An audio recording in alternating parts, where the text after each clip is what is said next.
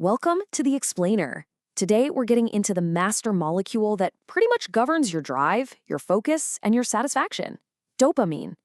We're going to figure out how to manage it so it works for you, not against you, and unlock a much more consistent source of motivation.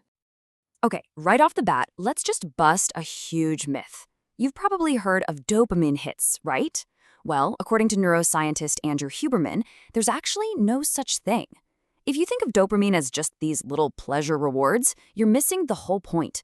The real science here is way more powerful and, honestly, way more useful. So, if it's not about pleasure hits, then what is dopamine really for? Getting this right is the first big step to mastering your own drive. Let's look at its real job as the molecule of more. The key word you really got to latch onto here is seeking. See, dopamine isn't the molecule of enjoying something you already have, it's the molecule of wanting more of it. It's the chemical currency in your brain that pushes you to go after things, things outside of yourself. Think of it this way. Dopamine is the gas in your car. It's the neurochemical engine that gives you the push to work, to create, to connect, and to achieve. Without it, well, you're not really going anywhere. All right, now we get to the core mechanism.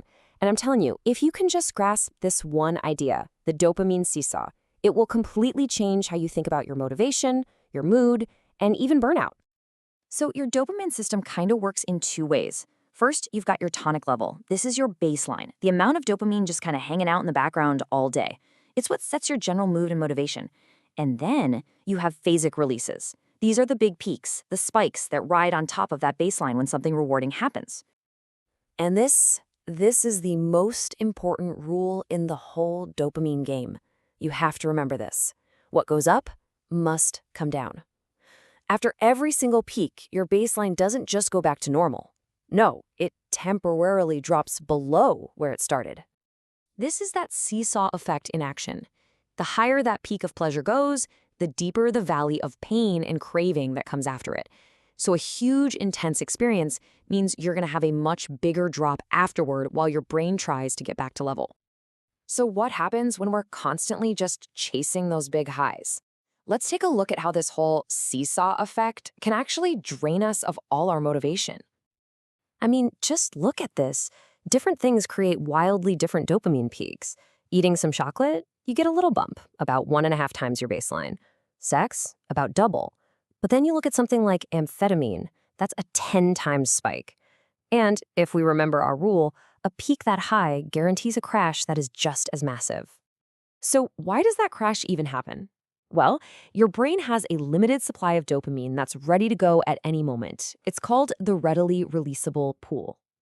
When you chase these huge, frequent peaks, it's like leaving the faucet on full blast. You're just draining the tank way faster than it can be refilled. Over time, all this chasing actually lowers your entire baseline level of dopamine. And that's the feeling of burnout. It's what low motivation is. It's the root of addiction. It leads to this thing scientists call progressive narrowing, where eventually nothing brings you pleasure anymore, not even the thing you were chasing in the first place. Okay, I know that sounds pretty bleak, but this knowledge isn't a downer, it's a user manual. Understanding how the system works is what gives you the power to actually take back control. The goal here is to stop stacking the deck to get the biggest high every single time. Stop layering your coffee with your favorite music, with social media, just to get through some work. When you stop making every single experience a peak experience, you protect your baseline motivation for the long haul. So how can you raise your baseline in a healthy way? Well, check this out. Studies show that deliberate cold exposure, like a cold shower, can trigger a 250% increase in dopamine. But here's the crucial part. It's a sustained release that can elevate your baseline for hours without the big crash afterwards. But the most powerful technique of all, the real game changer, is to fundamentally rewire your brain to reward the effort itself, not just the final outcome. It's all about shifting the pleasure from the finish line to the actual process of running the race. So here's how you do it. First, stop spiking your dopamine before the hard work. Resist that urge. Second, and this is the magic trick, you have to learn to tell yourself that the struggle, the friction itself, is the reward. And third, try to avoid that big dopamine spike from a huge celebration right after. And look, this is a skill. It takes practice. But by telling yourself right in that moment of difficulty that this feels good, this is what I want, your brain can actually learn to release dopamine from the strain. You're building a self-sustaining motivation engine that doesn't need external treats to keep going.